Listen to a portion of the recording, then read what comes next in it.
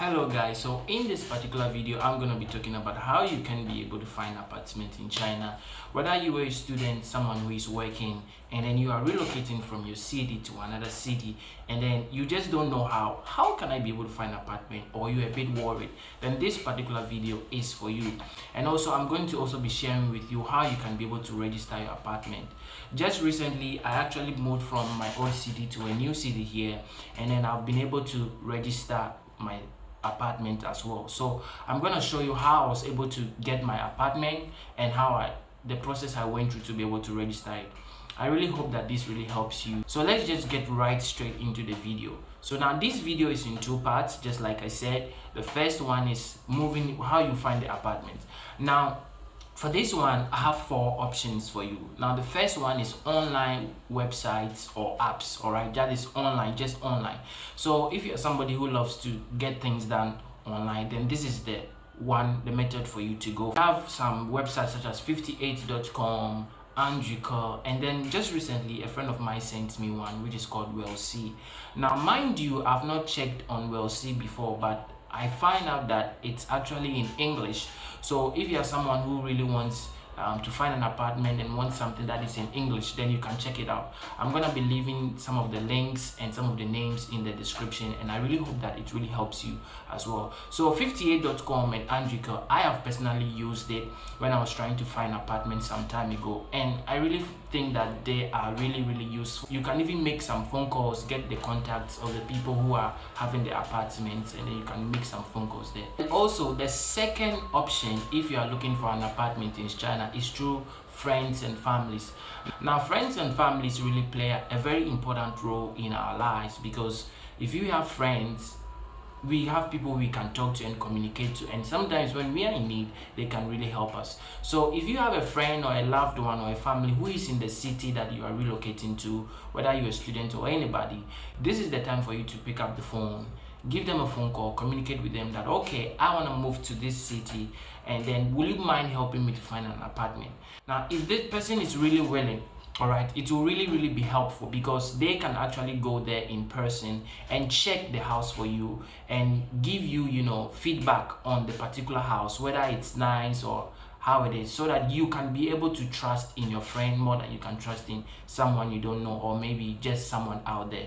All right, so in my case, for example, I had this Chinese brother, and he actually helped me throughout, and I just didn't really do lots of work, just in communication with him, and he was able to share me pictures of the house, and then the house was actually very close to my school, so I don't really have to walk a lot of distance to get to my school, and the price was relatively moderate, and I really appreciate his help. So friends also play a very important role in finding apartments as well. The third one on the list is actually agents. Now agents are very popular nowadays. Whatever you want to search, whatever you want to find, agents are just everywhere, and then they can really be helpful if you really get a good one. So for this one, I really recommend agents that people have used before. All right, maybe your friends have used them, or people have used them and they have been highly recommended. Then you can use them, because there are instances where people had bad experiences with agents.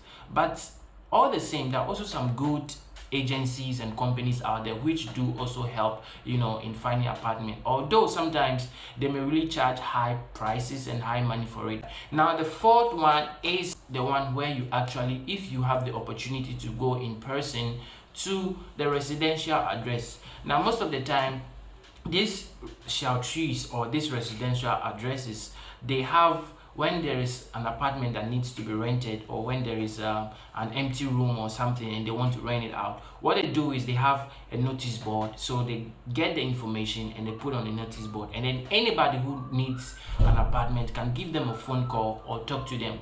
So you want to walk to these residential addresses, speak to probably the security men, and try to check out their notices. I'm sure you may find some contacts there, and then at this time, if your Chinese is very good, you can be able to pick up the phone, call them, and then speak Chinese, and then you can be able to negotiate and then check the house as well. Now that you have found the apartment, the next thing you want to do after finding the apartment is to go check the apartment out. All right, you want to go check the apartment to see if you really love the apartment. You want to check some of the things that are in the house, and then if they all suit your need and you feel that okay, I really like this apartment, then you can actually go ahead in signing the contract. Now this is because we all have different needs. All right, maybe my needs as a student and someone needs as someone who is working and someone needs as maybe a teacher may vary. So checking out the apartment yourself to see, okay, this, it has got this, it has got that in the kitchen, maybe it has got that, it has got that, then it will really help you to be able to make the right decision. Let's say for now you have just seen the apartment, you liked it, you love it, and then now you want to sign the contract. Now in signing contract in Chinese apartment, there is something you should note. Let's just say, for example, you are in the situation where you don't want to sign the contract now, but you want the house. So what you can do is you can give the landlord or the property owner what we call dingjin. Now dingjin is actually different from the what we call yajin. All right, so I don't know how I should actually translate these two into English, but I'll try my best to do it. All right, so now the dingjin is essentially to say, okay, I'm giving you this money, do not rent this property to anybody else. You see, it's more or less like this is for you, and then you are surely coming to rent this apartment. And then the next one is what we call the yajin. Now for the yajin, it's more or less like when you rent the apartment. Let's say I'm renting the apartment for 6 months, you pay a yajin of 1 month. So let's say the cost of my apartment per month is 2,100 RMB. Now my yajin will also be 2,100 RMB. So instead of paying, let's say 6 months, I'll pay 6 months plus the yajin. In some cases, they might say, okay, we might return the yajin back to you after a course of 1 year, but do not put your trust in it. All right, just know that you just have to pay the yajin.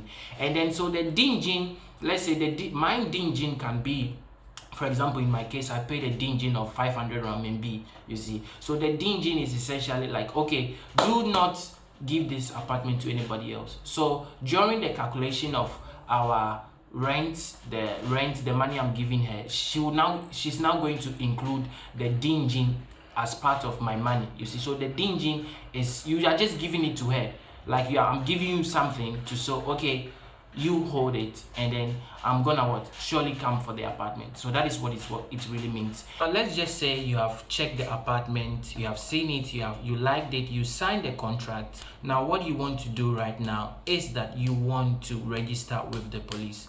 Now, according to Chinese laws, it is actually required that once a foreigner changes location or once a foreigner enters into China, the person is supposed to register within 24 hours with the Paichusuo, that is the local police station. So wherever district you are, that is where your house is or where your apartment is, that is where you have to register your apartment. So you cannot just register it randomly. But there is a catch. For example, people in cities like Beijing and some cities, they have made it very easier for foreigners to be able to register their homes or apartments immediately. That is true online. So they will only be required to upload their ID, their photo, their document, and some other things. So it becomes very, very easy. In my case, when we wanted to register our apartment, we had to find the local police station that was responsible for my apartment. Just like I said, it has been divided. So once we got the location from the landlord, we immediately went to the place, and then once we got there, the information they required was the phone number of the landlord. They wanted the name of the landlord and then the ID of the landlord. So basically, this is the information they actually want. So whilst you are going to register your apartment, you should take your contract along with you, because if you take your contract along with you, everything they need is in the contract. But this is not to say if you have that information offhand, I think you can go there and then register your apartment.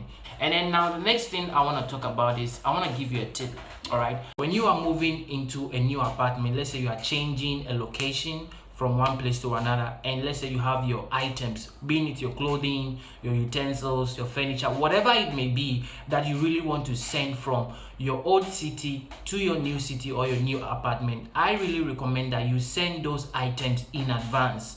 Now, based on my little experience here, what I actually did was actually on the day when I was actually moving to the place I was going, my new apartment, that was when I actually had to send my items from my old city to the new city. So I got here after spending 1 day, 2 days. I realized that my items are not yet here. I hadn't yet received a call from the express company to tell me that, hey, your items are here. So it was really uncomfortable because I needed my items. So based on this experience, I really suggest that on the average 3 days in advance, you send your items in advance, and then before you get to your new city, your new apartment, your items would already be there. So for example, if you are using SF, that is Shunfeng Express, normally it takes 1 to 2 days. But if you are using normal express, it can take 3 up to 5 days, and some even 7 days, depending on your location in China.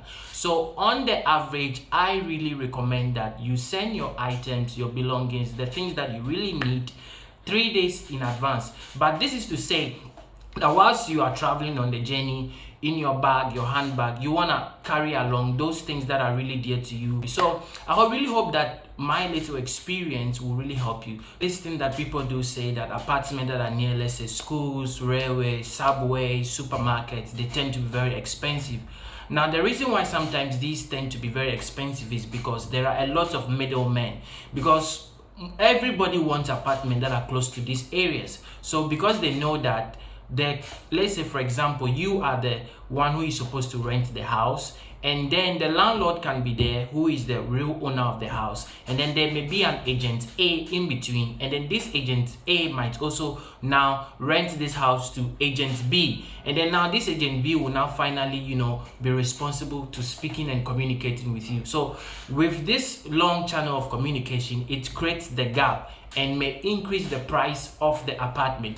So it's not always the case. It's not always the case that say, okay, apartments that are good locations are very expensive. At times you might get an apartment that is in a very good location, but it might be very moderately cheap and affordable. Most of the time, especially if you are speaking directly to the landlord or the property owner, you will see that the price will be very, very lesser than you trying to go through agents.